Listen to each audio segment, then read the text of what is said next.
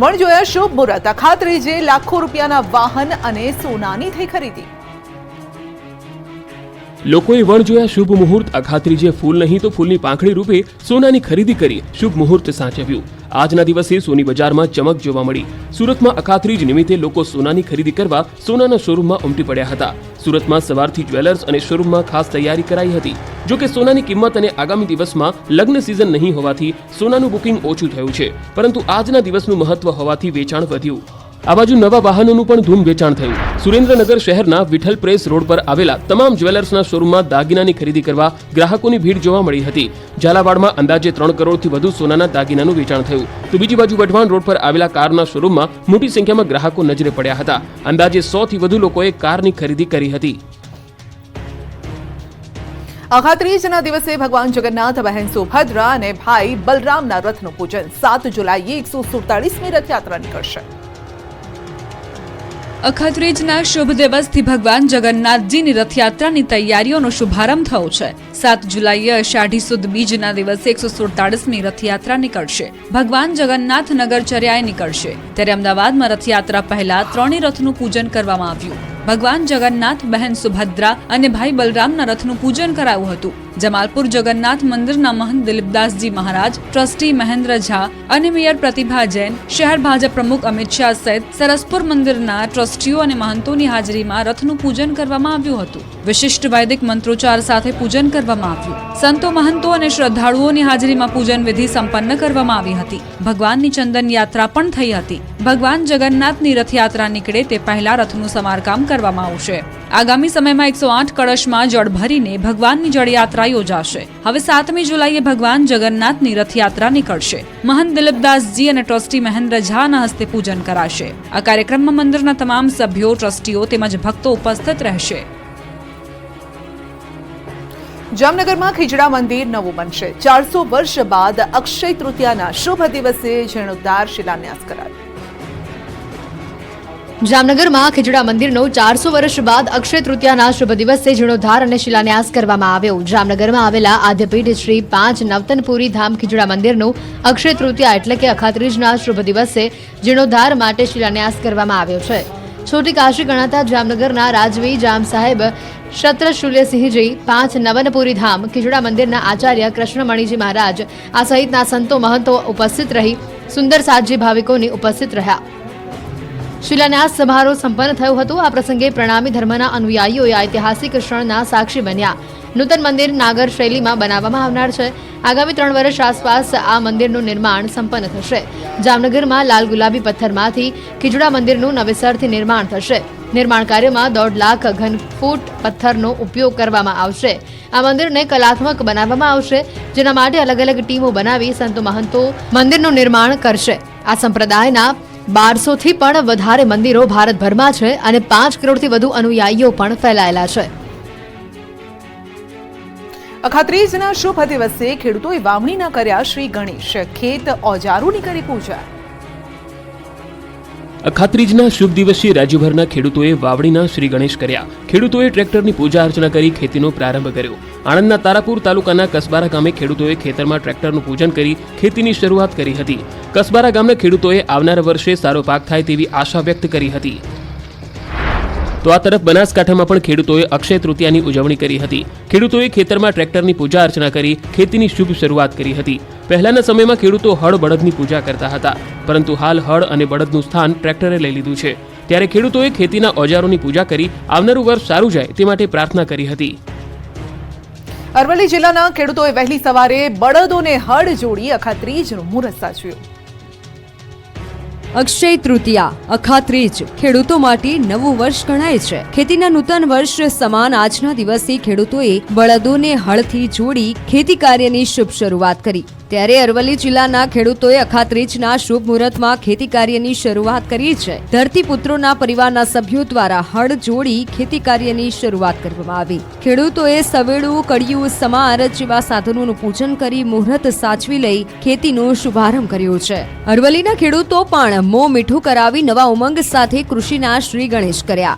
માત્ર આ વર્ષે જ નહીં, દર વર્ષે ખેડૂતો વર્ષો જૂની પરંપરાને આધારે પૂજન કરી પરંપરા નિભાવે છે. ખાસ વાત તો એ છે કે પ્રગતિશીલ ભારતમાં ખેડૂતો આધુનિક ખેતીના ઓજારોનો ઉપયોગ કરી રહ્યા છે અને નવી નવી ટેકનોલોજીનો પણ ઉપયોગ કરી રહ્યા છે, છતાં વર્ષો જૂની પરંપરા ભૂલ્યા નથી. આજે પણ વસુંધરાની સાથે સાથે ખેતીના નવા જૂના તમામ ઓજારની વિધિવત રીતે પૂજા કરી રહ્યા છે. વર્ષો જૂની ચાલી આવતી પરંપરાને નિભાવી ખેડૂતોએ હળોતરા કર્યા હતા.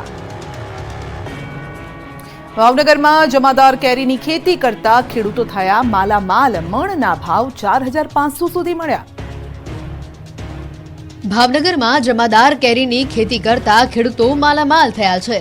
જમાદાર કેરીની મબલક આવક અને ભાવ પણ સારા મળતા ખેડૂતો ખુશખુશાલ છે. યાર્ડમાં સોસિયાની જમાદાર કેરીની પણ આવક શરૂ થઈ ચૂકી છે, જેમાં એક મણના ભાવ ₹2,000 થી લઈને 4500 સુધીના જોવા મળ્યા છે. યાર્ડમાં મોટા પ્રમાણમાં જમાદાર કેરીની આવકની શરૂઆત થઈ છે. ભાવનગર જિલ્લામાં 9,000 હેક્ટર જમીન કરતાં પણ વધારે કેરીનું વાવેતર થાય છે. અહીંયાથી મોટી માત્રામાં આંબાની કલમો તૈયાર કરીને અન્ય રાજ્યમાં મોકલવામાં આવતી હોય છે. અહીંના મોટા ભાગના ખેડૂતો બાગાયતી ખેતી કરી મબલક આવક મેળવે છે. તો ભાવનગર જિલ્લામાં સોસિયા, તળાજા, મહુવા, જેસર સહિતના પંથકમાં કેસર કેરીના બગીચા આવેલા છે. માર્કેટમાં કેસર કેરીની આવક શરૂ થઈ છે, તેમજ માર્કેટિંગ યાર્ડમાં અથાણાની કેરી તેમજ મુરબ્બાની કેસર કેરીની આવક પણ શરૂ થઈ ચૂકી છે. કેસર કેરીનો ભાવ ₹2,000 થી લઈને 4500 સુધી જોવા મળ્યો. તો અથાણા બનાવવાની દેશી કેરીની પણ આવક થઈ છે, જેના એક મણનો ભાવ ₹800 થી લઈને 1500 સુધી નોંધાયો હતો. ત્યારે લોકો ઊંચા ભાવ આપીને પણ તેની ખરીદી કરી રહ્યા છે. પંચમહાલના કુવાઝર ગામની ચૂંટણીનું 2.5 વર્ષે આવ્યું પરિણામ. ગ્રામ પંચાયતની ચૂંટણીનું પરિણામ મતદાનના એકાદ મહિનામાં તો આવી જ જાય, પરંતુ ગુજરાતનું એવું ગામ છે જેનું પરિણામ 2.5 વર્ષે આવ્યું. વાત છે પંચમહાલના કુવાઝરની. પંચમહાલના કુવાઝર ગામે 2.5 વર્ષ પહેલા ચૂંટણી યોજાઈ હતી. 2.5 વર્ષ પહેલા યોજાયેલી ચૂંટણી માટે હારેલા ઉમેદવાર સુલેમાનભાઈ દ્વારા પરિણામ બાબતે શંકા જતા રીકાઉન્ટિંગ માટે કોર્ટમાં અરજી કરી હતી. 2.5 વર્ષ પહેલા યોજાયેલી ગ્રામ પંચાયતની ચૂંટણી માટે રીકાઉન્ટિંગ થયું. કુવાઝર ગ્રામ પંચાયતની ચૂંટણીમાં થયેલા મતદાનનું મોરવા હડફ કોર્ટમાં જજ સમક્ષ રીકાઉન્ટિંગ કરાયું. જે તે સમયે સુલેમાનભાઈની 62 મતે પ્રવીણસિંહ ચૌહાણ સામે હાર થઈ હતી. કોર્ટમાં મામલતદાર સહિત ચૂંટણી અધિકારીઓ અને બંને ઉમેદવારની હાજરીમાં મતગણતરી કરાઈ હતી, જેમાં પહેલાના વિજેતા ઉમેદવાર જ ફરી વખત વિજેતા જાહેર થયા છે. મહીસાગરના મતદાન બૂથમાં વાયરલ વિડીયો મુદ્દે થઈ ફરિયાદ. પંચમહાલમાં બૂથ કેપ્ચરિંગની ઘટના બાદ હવે મહીસાગરમાં વોટિંગ કરતા વિડીયો મામલે ફરિયાદ નોંધાઈ છે. ડંખરિયા બૂથમાં વોટિંગ સમયનો વિડીયો વાયરલ થયો હતો. પ્રિતેશ ઠાકોર નામનો યુવક બૂથમાં મોબાઈલ લઈને ગયો હતો. મતદાન કરતો વિડીયો બનાવી વાયરલ કર્યો હતો. ડંખરિયા બૂથ નંબર 156 ના પ્રિસાઇડિંગ ઓફિસરે ફરિયાદ નોંધાવી. યુવક સ્ટાફની જાણ બહાર મોબાઈલ મતદાન મથકમાં લઈ ગયો હોવાનો ફરિયાદમાં ઉલ્લેખ કરાયો છે. બાલાસિનોર પોલીસ મથકમાં ફરિયાદ નોંધાતા પોલીસે તપાસ હાથ ધરી. સુરત અને અમદાવાદમાં સીઆઈડી અને આઈટીએ દરોડા પાડી તવાઈ બોલાવી. સુરતમાં આઈટીનું સર્ચ ઓપરેશન બીજા દિવસે પણ યથાવત રહ્યું. 3 સહિત 24 જગ્યા પર સર્ચ ઓપરેશન કરવામાં આવ્યું. 100 કરોડથી વધુ બેનામી વ્યવહારો મળી આવ્યા. ઐશ્વર્યા ગ્રુપ સાથે કોલસાના વ્યવસાય પણ સામેલ. ઉપરાંત કોલસાના મોટા વેપારીઓ એવા એસએન ટ્રેડલિંક, તરણજોત કોગ અને આદર્શ કોલ પર ડીઆઈ વિંગના અધિકારીઓ દ્વારા તપાસ શરૂ કરવામાં આવી હતી. તેઓ પાસેથી કોલસો ખરીદનાર અને વેચનાર વ્યક્તિઓને ત્યાં પણ તપાસ કરવામાં આવી રહી છે. તો રાજ્યભરની આંગડિયા પેઢીઓમાં સીઆઈડીએ તવાઈ બોલાવી. બોગસ એકાઉન્ટ અંગેની ફરિયાદના આધારે તપાસ શરૂ કરી છે. આંગડિયા પેઢીઓના ખોટા વ્યવહારો અંગે દરોડા પાડવામાં આવ્યા. અમદાવાદ, સુરતમાં 11 પેઢીઓ પર સીઆઈડીએ દરોડા પાડ્યા. ભારતીય નાણાંની રોકડ, વિદેશી નાણું, સોના સહિત 15 કરોડથી વધુની રકમ મળી. તમારા ઘરે આવતા દૂધમાં ક્યાં ગટરનું પાણી તો નથી ને? બરોડા ડેરીના દૂધમાં ડેરીનો ડ્રાઈવર ગટરનું પાણી ભેળવતો હોવાનો પર્દાફાશ. બરોડા ડેરીનો દૂધવાનનો ડ્રાઈવર જ ડેરી માટે ઘાતકી સાબિત થયો છે.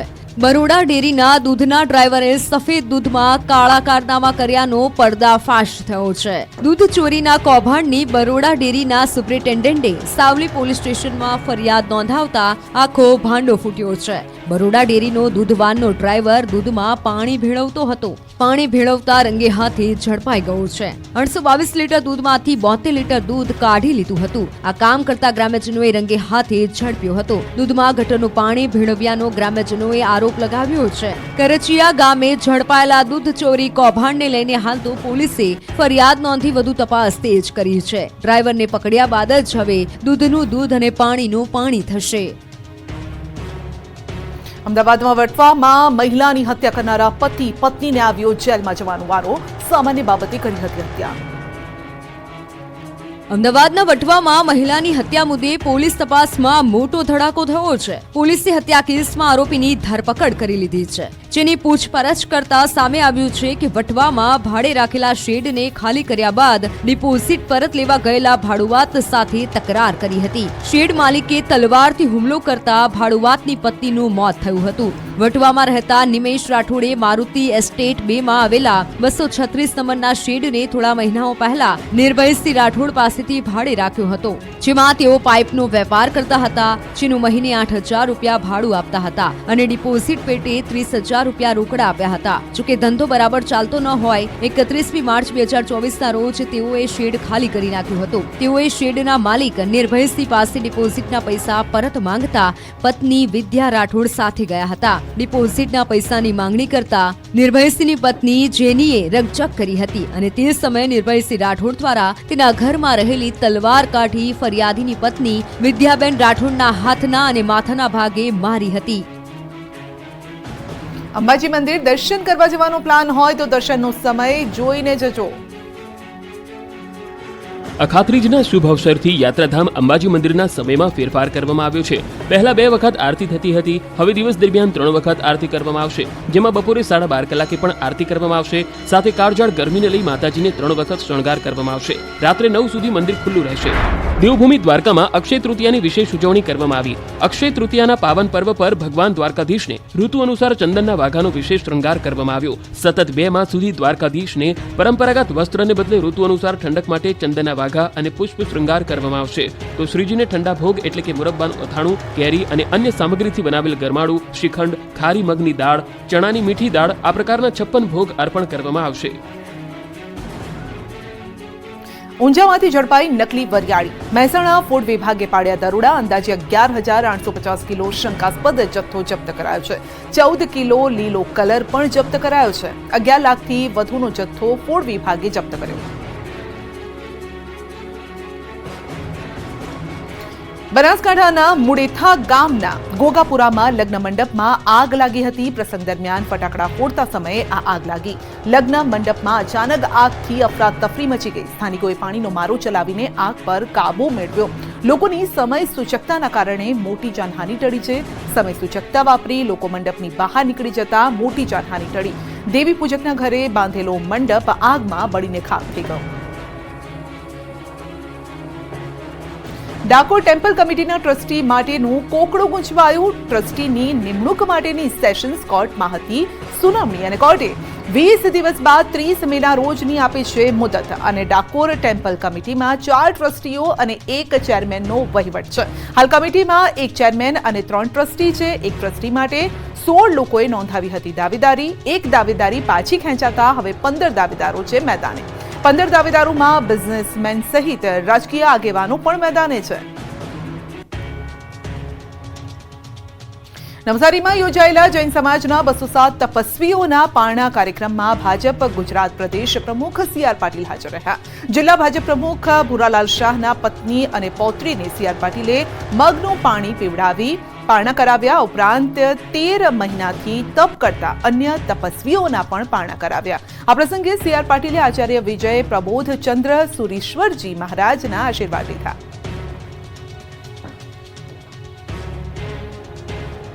ગુજરાતમાં મતદાન બાદ ભાજપમાં વિરોધના આવ્યા છે ઉભરા અને રાદડિયા. સંઘાણી બાદ નારણ કાછડિયા ભાજપ સામે બગડ્યા.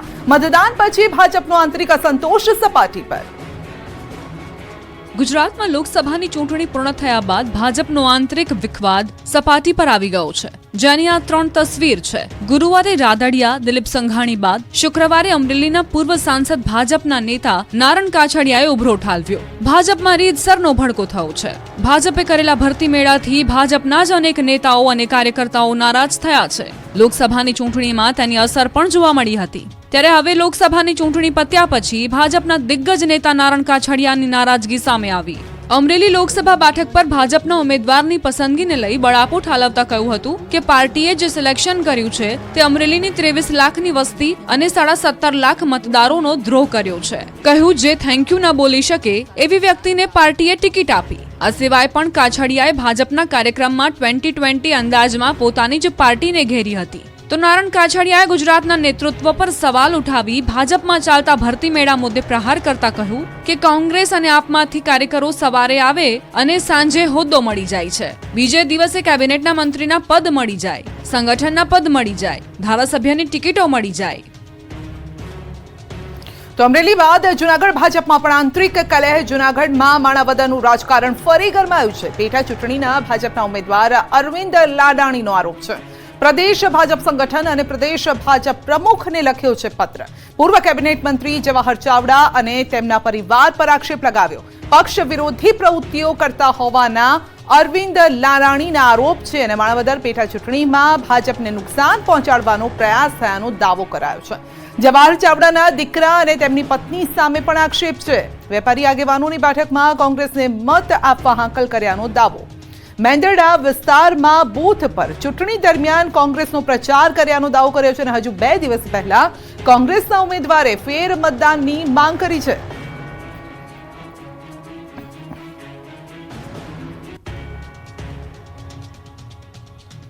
₹65,000 કરોડથી વધુનું ટર્ન ઓવર ધરાવતી સૌથી મોટી સહકારી સંસ્થા ફરી દિલીપ સંઘાણીના હાથમાં બિનહરીફ ચૂંટાયા. ગુરુવારે ઇફકોના ડિરેક્ટરની ચૂંટણીમાં જયેશ રાદડિયાની જીત થયા બાદ હવે સૌથી મોટી સહકારી સંસ્થાના ચેરમેન બન્યા છે દિલીપ સંઘાણી. 65,000 કરોડથી વધુનું ટર્નઓવર ધરાવતી ખેડૂતોની સૌથી મોટી સહકારી મંડળી ઇફકોના ચેરમેન તરીકે દિલીપ સંઘાણીની નિયુક્તિ થઈ છે. તો વાઇસ ચેરમેન તરીકે બલવીરસિંહની બિનહરીફ નિયુક્તિ થઈ છે. 21 ડિરેક્ટરોની મળેલી બોર્ડ મિટિંગમાં સંઘાણીને ફરી એકવાર ચેરમેન તરીકે તો બલવીરસિંહને વાઇસ ચેરમેન તરીકે નિયુક્ત કરવામાં આવ્યા છે. મૂળ અમરેલીના એવા સંઘાણી ખેડૂતોની અનેક રાષ્ટ્રીય અને આંતરરાષ્ટ્રીય સંસ્થાઓ સાથે છેલ્લા 4 દશકથી જોડાયેલા છે. જયેશ રાદડિયાને જીતાડી તેમજ આજે બિનહરીફ ચેરમેન તરીકેનો જંગ જીતી સંઘાણીએ ઇફકોમાં પોતાનો ઋતબો જાળવી રાખ્યો છે. ચેરમેન તરીકેની દિલીપ સંઘાણીની આ બીજી ટર્મ હશે. આગામી 5 વર્ષ માટે સંઘાણીની ઇફકોના ચેરમેન તરીકેની નિયુક્તિ થતા તેમના સમર્થકો અને ખાસ કરીને તેમના વતન અમરેલીમાં જશ્નનો માહોલ છે. આ બાજુ ચૂંટણીમાં હાર બાદ બિપિન પટેલે સંઘાણીને અભિનંદન સાથે ટોણો માર્યો. કહ્યું દિલીપભાઈ વિધાનસભામાં જીત્યા હોત તો આનંદ થાત. જીત્યા એ બદલ તેમને હૃદયપૂર્વકના અભિનંદન પાઠવું છું. સાથે સાથે ભારતીય જનતા પાર્ટીએ માન્ય દિલીપભાઈને વિધાનસભાની ટિકિટ